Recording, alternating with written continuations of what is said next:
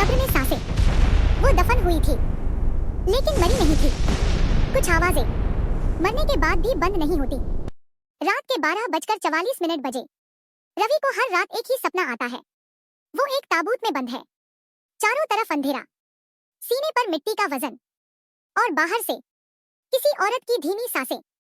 रवि एक property dealer, लालच में अंधा, उसने अपनी गर्भवती पत्नी नंदिता को सिर्फ इसलिए मार दिया क्योंकि वो अपनी सारी संपत्ति बच्चे के नाम करना चाहती थी। रवि ने उसे जहर दिया, डॉक्टर को पैसे देकर हार्ट अटैक का केस बना दिया, जल्दबाजी में अंतिम संस्कार और कहानी खत्म। कम से कम उसे ऐसा लगा। रवि के घर में मिट्टी की गंध आने लगती है, बाथरूम की टाइल्स के बीच से गीली मिट्टी निकलती है। बिस्तर पर लेटते ही उसे महसूस होता है जैसे कोई उसके नीचे दबा हो। धीरे धीरे सांस लेता हुआ, इस बार सपना नहीं, वो जाग रहा है, लेकिन कमरे में अंधेरा अपने आप गहरा हो जाता है। छत से मिट्टी गिरती है, दीवारों पर खरोंच के निशान उभरते हैं, जैसे किसी ने अंदर से बाहर निकलने की कोशिश की हो। और फिर वो आवाज, रवि, धीमी, टूटी हुई, जैसे गले में मिट्टी भरी हो। रवि भागकर दरवाजा खोलता है, लेकिन बाहर उसका घर नहीं, श्मशान है। हर तरफ कब्रें और बीच में एक ताजी खुदी हुई कब्र, उस पर नाम लिखा है रवि शर्मा। पीछे से किसी के चलने की आवाज, धीरे धीरे घसीटते हुए कदम।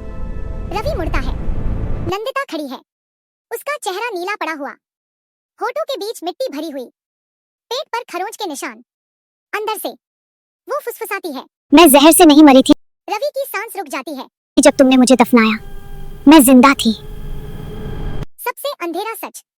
नंदिता आगे बढ़ती है, मैं ताबूत में जागी थी, मैंने ढक्कन पीटा, मैंने तुम्हारा नाम पुकारा। उसकी उंगलियां टूटी हुई हैं, नाखूनों में लकड़ी के टुकड़े फंसे हैं, और मेरा बच्चा मेरे अंदर ही दम घुटने से मर गया। अचानक जमीन फटती है, रवि को नीचे खींच लिया जाता है। वो उसी ताबूत में गिरता है, ढक्कन बंद, चारों तरफ अंधेरा, ऊपर से मिट्टी गिरने लगती है। वो चिल्लाता है, कोई नहीं सुनता। अचानक ताबूत के अंदर उसके सामने दो परछाइयां बनती हैं, एक नंदिता, दूसरी एक छोटा बच्चा जिसकी आंखें खुली हैं लेकिन पलकें नहीं झपकती।